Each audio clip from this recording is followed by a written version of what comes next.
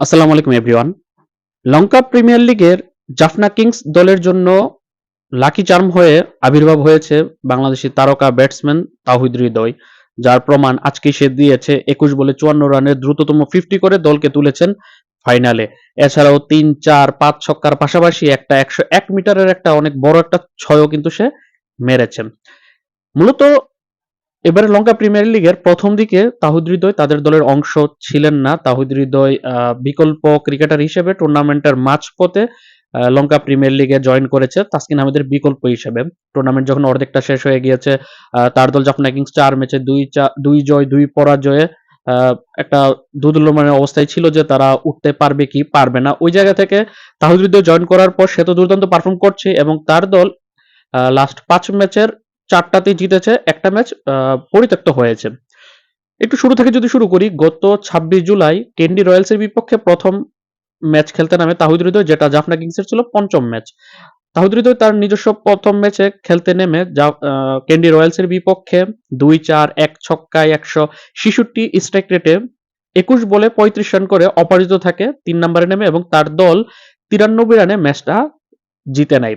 তার পরের ম্যাচে গত ২৮ জুলাই কলম্বো ক্যাপসের বিপক্ষেও কিন্তু তার দল ১৯ রানে জয় পায়, যেই ম্যাচে সে ৬ নম্বরে ব্যাট করতে নেমেছে। সেখানে নেমেছে ১-৪ ৪ ছক্কায় ৩৮৭ প্লাস স্ট্রাইক রেটে করেছিল ৮ বল ৩১ এবং অপরাজিতও ছিল তার দল, যেটা বললাম ১৯ রানে জয়লাভ করেছেন।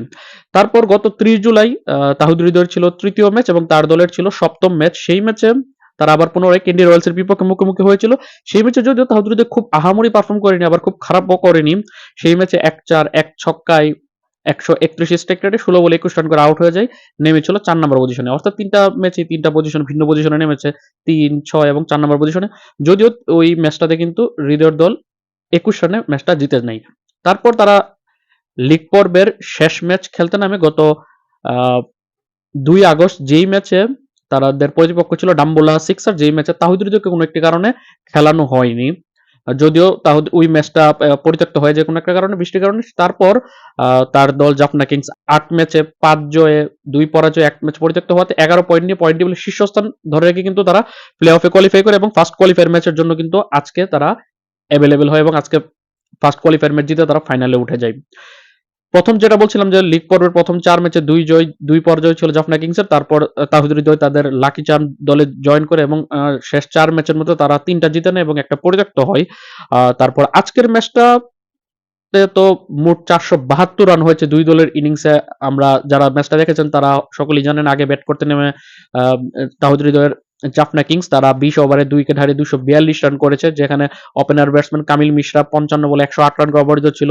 তার ওপেনিং পার্টনার আবিষ্কার ফার্নান্দো ১৪ বলে ১৯ রান করে আউট হয়ে গেছে। ৩ নম্বরে নামা খাজান নাফে যদিও ৩২ বলে ৫৪ রান করে রান আউট হয়েছে, তবে তাহিদ হৃদয় ২১ বলে ৫৪ রান করেছে ৩, ৪, ৫ ছক্কায় ২৫৭ স্ট্রাইক রেটে, যার মধ্যে ১৯ ওভারের প্রথম বলে ঈশান মালিঙ্গার একটা স্লট ডেলিভারিতে সে সোজা ব্যাটে যে ১০১ মিটার ছক্কাটা মেরেছে সেটা কিন্তু একদম চোখে এখনো লেগে আছে। ১৫ ওভার ৩ বলে ১৭৩ রানে ২ উইকেট যখন পড়ে যায়, যখন খাজানাফে আউট হয়ে যায়, তখন কিন্তু কামিল মিশ্রা এবং তাহিদ হৃদয় ছিলেন ক্রিজে এবং শেষ ২৮ বলে এই দুই ব্যাটসম্যান মিলিয়ে ৭১ রানের একটা পার্টনারশিপ গড়ে, যেখানের মধ্যে মাত্র ৮ বল খেলে কামিল মিশ্রা ৮ বলে মাত্র ১৩ রান করে। বাকি সম্পূর্ণ রানটা কিন্তু তাহিদ হৃদয় করে, যেখানে সে ২১ বল খেলে ৫৪ রান করে, যেখানে তার ৩টা চারের সাথে ৫টা ছক্কা ছিল এবং দুর্দান্ত ব্যাটিং এর ফলশ্রুতিতে কিন্তু তার দল ২৪২ রানের একটা বড় টার্গেট পেয়েছে। কারণ এই ২৪২ রান অনেক কম ছিল, কারণ তাদের দল জাফনা কিংসের বোলাররা এই রান ডিফেন্ড করতেও গিয়েও কিন্তু হিমশিম খেয়েছে।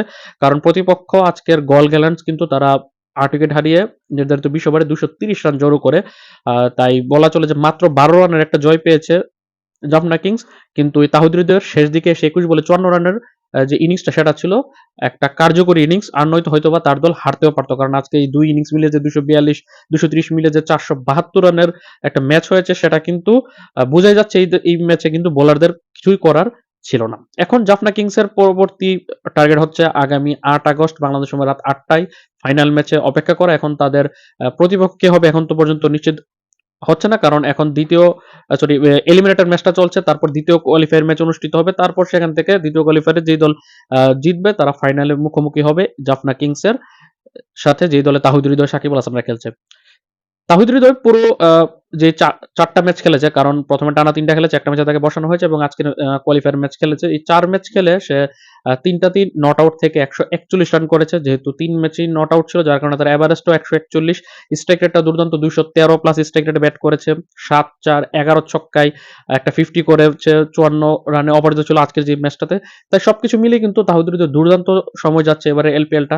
এমনকি লঙ্কা প্রিমিয়ার লিগের প্রথম যে আসরে তাহিদ হৃদয় খেলেছিল, অর্থাৎ তাহিদ হৃদয়ের যে লঙ্কা প্রিমিয়ার লিগের প্রথম আসর, সেই আসরে কিন্তু দুর্দান্ত ব্যাটিং করেছিল তাহিদ হৃদয়। এখন দেখার বিষয় তাহিদ হৃদয় ফাইনাল ম্যাচে কিরকম পারফরমেন্স করে, দলের জয়ে ভূমিকা রেখে দলকে চ্যাম্পিয়ন করে তুলতে পারে কিনা। তো আজকের এই তাহিদ হৃদয়ের ব্যাটিং ঝলকটা কে কে দেখেছেন, আপনার মতামত অবশ্যই কমেন্টে জানাবেন। আল্লাহ হাফেজ।